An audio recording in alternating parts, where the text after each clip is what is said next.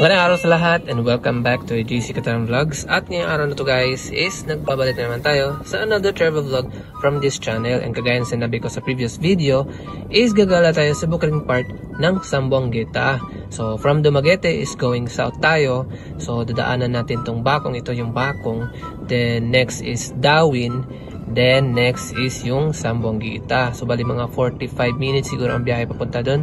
Bali kung di nyo pa napanood yung previous video ay panoorin nyo na kung saan gumala tayo sa isla ng Siquijor. Kung saan tatlong video yon yung in-upload ko sa 3 araw din nating pamamalagi sa isla. But now is nakabalik na tayo sa Dumaguete is magagala na naman tayo. So bali di talaga tayo abot sa proper ng Sambuanguita. Bali, liliko tayo sa part pa ng Dawin, which is sa maayong tubig. At ngayon, nadaanan natin ang Dawin. At may lagusan din siya sa unahan, papunta dun sa Malungkay Diot, kung saan located ang Humawas Hot Spring, which is yung pupuntahan natin. So, meron din ibang daanan dun sa crossing ng Maluay and Magabo sa Sambuanguita. Pero ito yung tinuro ni Google Map eh. So, sundan na lang natin. Ikaw na bahala, Google Map. So, eto, nakarating na tayo sa crossing. Liliko tayo dito sa right side namin. Right, oo. So, diretso lang tayo hanggang dun sa dulo talaga. At pwede yung isama si Tanong. So, kung hindi nyo alam kung saan yun, pwede nyo magtanong-tanong dito kasi alam ng mga tao dito na kung saan located yung hot spring. Bali, nasa pinakadulo talaga. And right now, kasama natin si Buboy and si Ena. So kami tatlo lang gagala dito, no? Nakamotor lang tayo. So medyo paangat, malamang kasi bukid. Pero kaya naman ng scooter lang ang gamit namin. Bali, kung magtatanong kayo kung kumusta ang daan, don't you worry kasi halos lahat naman ay simentado. So halos lahat lang ha, hindi talaga lahat. So chinek ko naman sa Google Map bago kami pumunta dito and may mga parts na hindi na siya naabot ng maps. So, doon din sa kabila, sa part ng Sambuanguita is hindi na rin siya abot ni Google Maps. Hindi pa updated ata. So, eto, mapapasubok tayo. So, pagdating namin sa dulo, medyo nawala kami. Kahit wala namang palik-uli kong dinaanan kasi sinustraight lang naman yung mga sementado. And, so, ayun, nagtanong kami. And yap, nasa tamang daanan naman kami. And bukas naman ang spring. Pero, subalit, ngunit dapat what? Ay, iniwan na namin ang motor kasi naawa na kami kasi rough road na yung daanan, tsaka baka magka-aberya pa. So eto't naglakad na lang kami and don't you worry, malapit na naman ang ating lalakarin and safe naman ang motor sa iniwanan natin na lugar. Eto't dala na namin ng mga helmet namin. Sinusuot pa talaga. At pagdating dito ay medyo nalilito na ako dahil ayon sa na-research ko is diretso na to sa hot spring eh. Ngunit eto, may maliit na sapa. Ewan ko kung sa ibabaw nitong sapa na to o sa ilalim ba nito yung spring.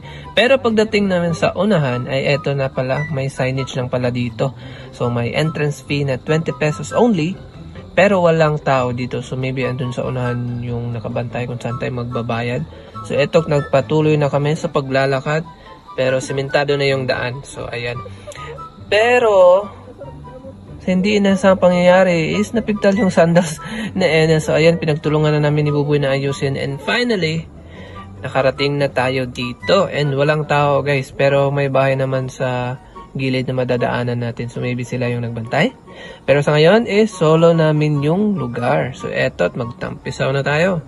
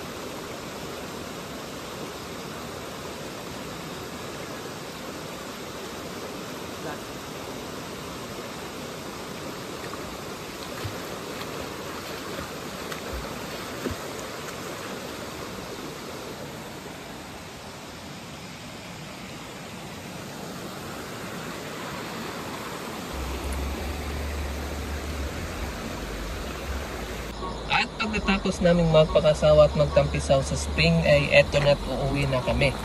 Kasi ayan, may humarang pa sa daan. Ayaw pa kami padaanin ng maliit na kalabaw na to.